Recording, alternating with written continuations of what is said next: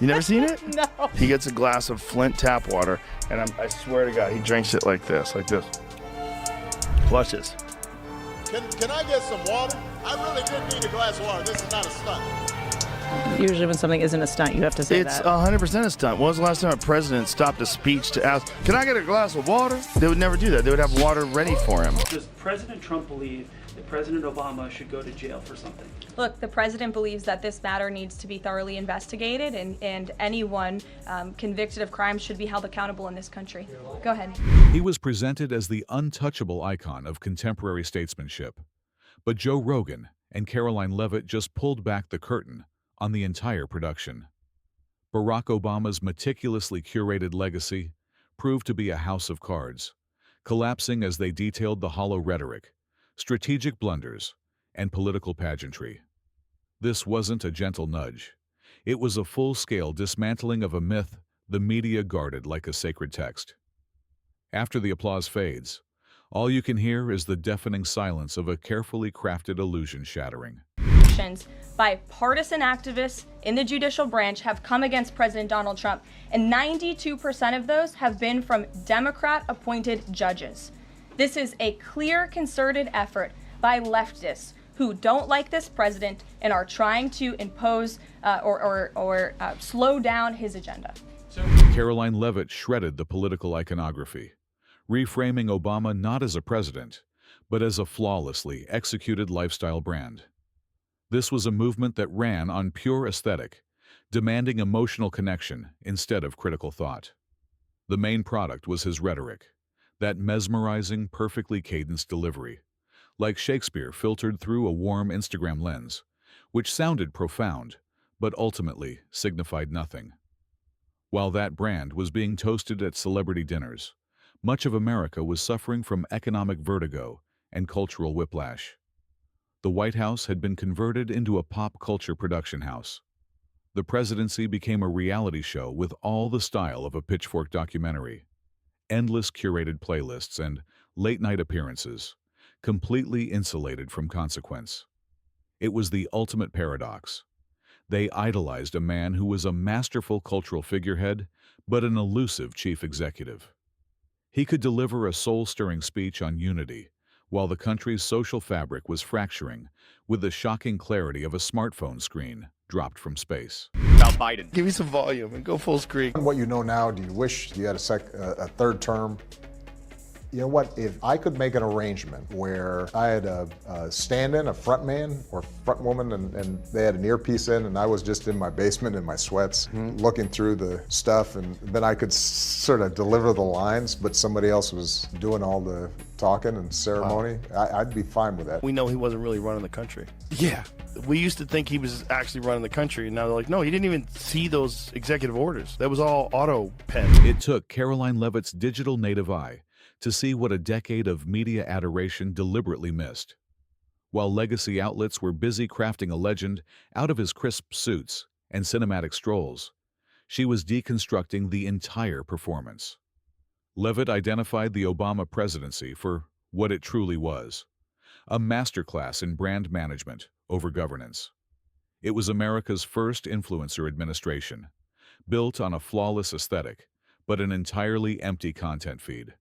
Continue while this case is being appealed? We don't have any flights planned specifically, but we will continue with the mass deportations. And I would just like to point out that the judge in this case is essentially trying to say that the president doesn't have the executive authority to deport foreign terrorists from our American soil. That is an egregious abuse of the bench. This judge does not have that authority. It is the opinion of this White House and of this administration, and that's why we're fighting this in court. And it's very, very clear that this is an activist judge who is trying to usurp the president's authority. Under the Alien Enemies Act, the president has this power, and that's why this deportation campaign has continued. And this judge, Judge Boasberg, is a Democrat activist. He was appointed by Barack Obama. His wife has donated more than $10,000 to Democrats, and he has consistently shown his disdain for this president and his policies, and it's unacceptable. And let's not canonize the Obama-era economy. He inherited a patient in cardiac arrest and spent 8 years celebrating a faint, unsteady pulse. It was a masterclass in political stagecraft. Blame the previous surgeon for the initial collapse, while framing every new service job as a miraculous recovery. This wasn't a comeback. It was a slow, painful crawl out of the ICU, broadcast in heroic slow motion. The only number that truly exploded under his care was the national debt, the final bill for the entire performance. The Joe Rogan Experience. It's so interesting when you play people clips of Obama talking about the importance of securing the border. I like to play those clips. They and sounds just like you Trump. Play the statistics of how many people they sent back and telling people to not come over with their children, that they'll be separated from their children. It's one of those things where people like don't like that. They don't like to see that. It really is deeply disturbing to them that Obama campaigned on this idea of protecting our border. Because we all used to agree on it. Yeah, you know, but it became a racial issue with Trump. Under the Obama administration, the machinery of government operated on two different tracks. The IRS was allegedly unleashed on domestic political groups with a fervor once reserved for foreign adversaries. Meanwhile, the Benghazi tragedy was shrouded in a bureaucratic fog, with accountability becoming a ghost in the machine, lost in a flurry of talking points and redacted emails. As Rogan pointed out, the Obamacare rollout was a case study in chaos. The promise to keep your doctor evaporated like a mirage, and the website's launch was a digital Hindenburg, a billion-dollar catastrophe collapsing in real time. And the press? They were less a fourth estate and more the official fan club. They treated his basketball skills like geopolitical strategy, and his playlists like scripture, creating a cultural coronation. Yet, behind this spectacle of manufactured cool, a profound hypocrisy festered. While the media swooned, investigative journalists were being wiretapped, and whistleblowers were hunted with a ferocity that contradicted every promise of transparency. The message was unmistakable. Admire the performance, but dare not question the script.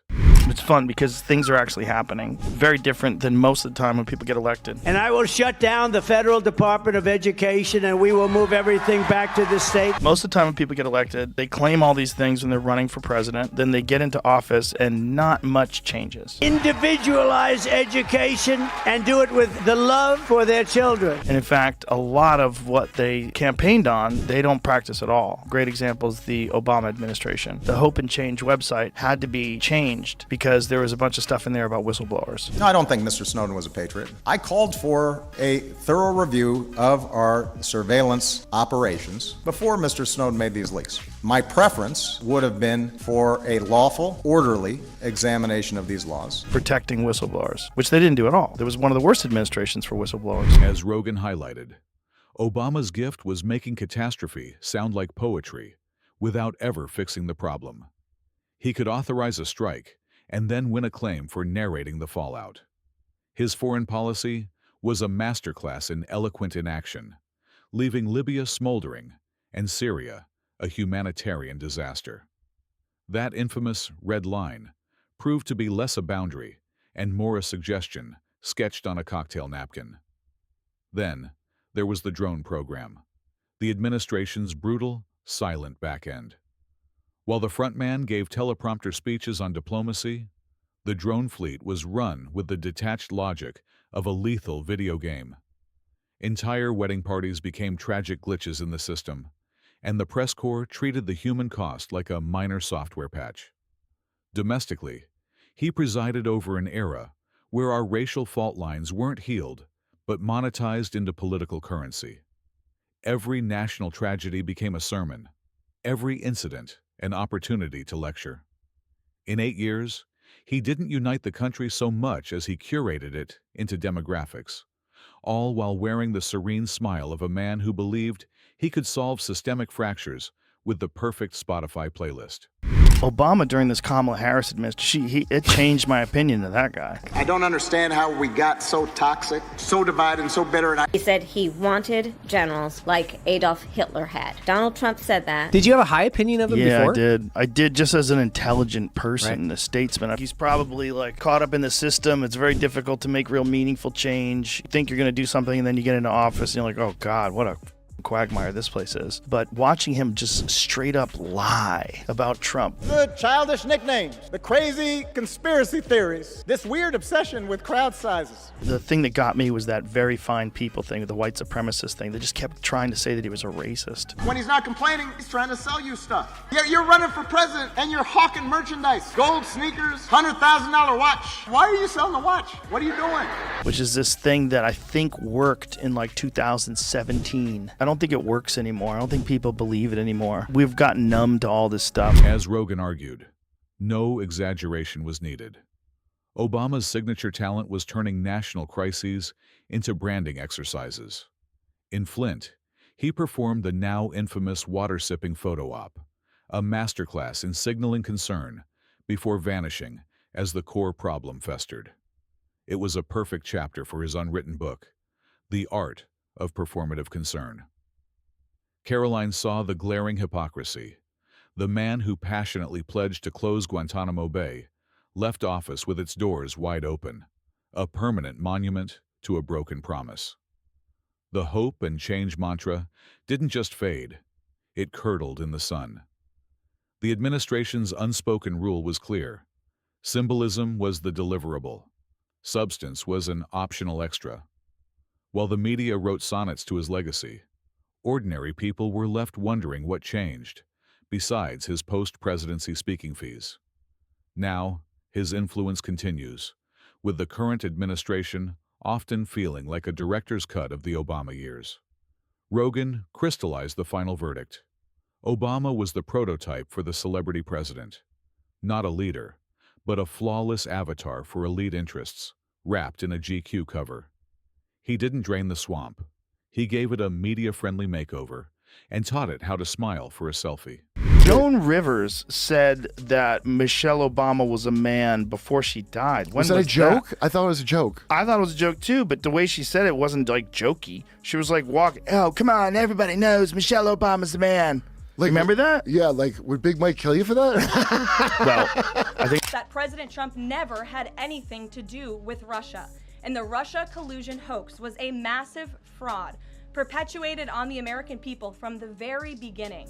And the worst part of this is Obama knew that truth, and so did all of the other corrupt officials involved in this scam, including former CIA Director John Brennan, former Director of National Intelligence James Clapper. Barack Obama, the man who mastered the operating system of presidential optics while letting the hardware of actual policy gather dust, is facing a system-wide crash courtesy of Joe Rogan and Karoline Leavitt. Their blunt force honesty makes the administration's sleek user interface look like a cover for empty code. If presidencies were stress-tested for impact, his would have blue-screened long before the second term. But buoyed by a media that reviewed him like a visionary founder and a Nobel Prize for simply launching the app, he persisted as a flawlessly rendered projection. On another matter, over the past few days, Director of National Intelligence Tulsi Gabbard has unveiled shocking new evidence that former President Barack Obama and top aides in the Obama administration conspired to subvert President Trump's 2016 election victory and undermine the democratic will of the American people. If you appreciate commentary that cuts through the static, make sure you're locked in with the channel and have notifications on. Joe Rogan barely had to break a sweat. Obama's entire presidency feels like a prestige TV series with a brilliant pilot and 8 seasons of filler. It was celebrated by those who confuse a slick aesthetic with a coherent plot. The man who vowed to run a glass house administration instead installed one-way mirrors. From Fast and Furious to the NSA's all-seeing eye, yes, we can, devolved into no comment. Publicly pretending to engage in a peaceful transfer of power. In private, former President Obama went to great and nefarious lengths to try to sow discord among the public and sabotage his successor, President Trump. The new evidence released by the Director of National Intelligence, who is here with me today, confirms that the Obama administration manufactured politicized intelligence, which was later used as... Meanwhile, the social fabric he was meant to mend continued to unravel. Racial tensions simmered, political tribalism became a blood sport, and foundational social trust evaporated. Obama's solution was a masterclass in digital detachment. Craft a poetic tweet, deploy a trending hashtag, and then pivot away before anything got complicated. His crisis playbook never changed. Narrate the problem beautifully, then vanish. As Rogan articulated, his presidency perfected the art of looking busy while achieving little. The legacy is a study in projecting maximum effort while delivering minimal results. This created two separate realities. One for the coastal elites, who gave standing ovations, and one for the average American who got stagnant wages and shrinking freedoms. And the final irony: the Democratic Party still wields his memory like a security blanket, a nostalgic shield against their own current failures. But the truth is unavoidable. He promised a revolution and delivered a masterclass in elegant inertia. His singular talent wasn't enacting progress. It was marketing stagnation as progress. And if you all recall, just flashback to 2016 and the years after, the entire Trump 1 presidency was embroiled in this scandal that was perpetuated by the Democrat Party. And you had major Democrat Party officials in this city, namely Adam Schiff, Hillary Clinton, Elizabeth Warren, who went on television and told the American people Donald Trump is an asset of Russia. And let's not forget the administration's intimate alliance with big tech. Under Obama, Silicon Valley evolved into the behemoth we know today, with companies like Google and Facebook acting as an unofficial shadow cabinet.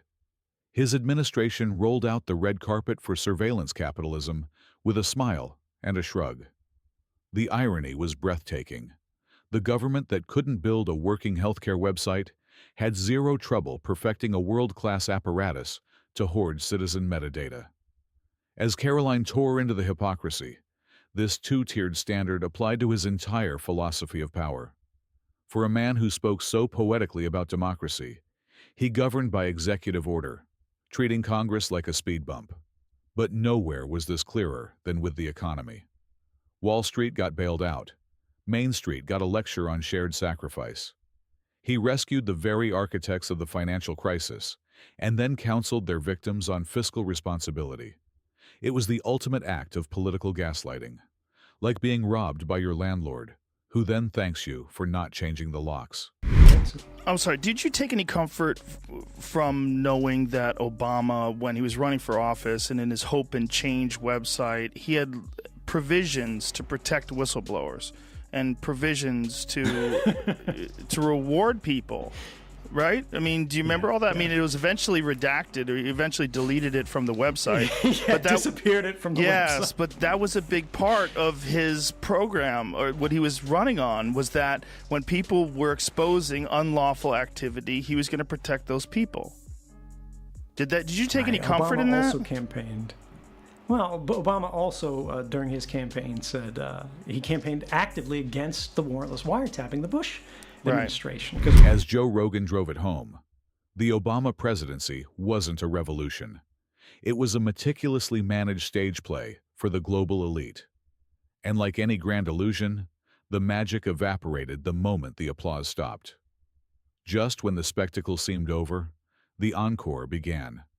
A victory lap of Netflix deals, seven-figure speaking fees, and strategic podcast cameos. The former champion of the working class was now monetizing the very hope he once sold, one exclusive contract at a time. This new chapter wasn't public service. It was brand management in high definition. While the country grappled with economic pain and the cultural fractures his era helped widen, he was posting perfectly framed ocean views from his Martha's Vineyard compound.